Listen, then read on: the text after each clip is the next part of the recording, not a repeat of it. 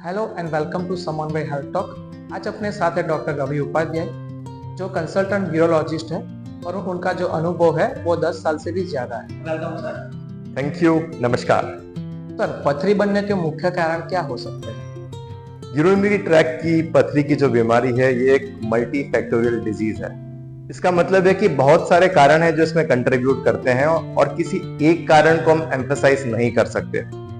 सबसे इंपॉर्टेंट होता है मरीज के शरीर की प्रकृति, इसलिए सबसे इंपॉर्टेंट फैक्टर मैं कहूंगा शरीर की प्रकृति है स्टोन बनाने की, तो उस पेशेंट को सावधान रहना चाहिए। दूसरा कारण होता है खान पान। काफी सारी चीजें होती हैं, जब हम ज्यादा मात्रा में लेते हैं तो पथरी बनने का रिस्क बढ़ जाता है। कॉमनली सॉल्ट, सोडियम, चॉकलेट्स जो कि ऑक्सलेट का रिच सोर्स होती है, पालक की भाजी, ऐसी कई सारी चीजें होती हैं। कुछ चीजें ऐसी भी होती हैं जो ज्यादा जब मरीज लेगा तो उसे फायदा होगा और पथरी बनने का रिस्क कम हो जाएगा।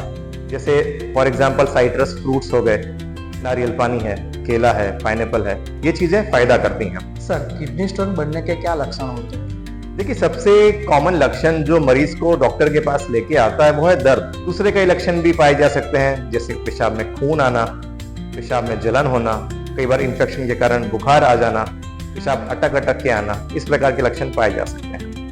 सर, जो किडनी स्टोन है वो कितनी खतरनाक चीज है? ये डिपेंड करेगा कि मरीज की रोग प्रतिकारक शक्ति कितनी है, किडनी का स्टोन जो है वो कितना बड़ा है, किस लोकेशन पर है, वो किडनी को अवरोध कर रहा है कि नहीं कर रहा है। कई बार ऐसा भी देखा गया है कि सीवियर एपिसोड पेन का आता है और अगले दिन पथरी निकल जाती है। हाँ, पर कई बार ऐसा भी होता है कि अगर किडनी को ऑब्स्ट्रक्शन है, इन्फेक्शन हो गया है, तो वो मरीज आईसीयू तक भी जा सकता है। Thank you so much sir. Have a good day. Thank you.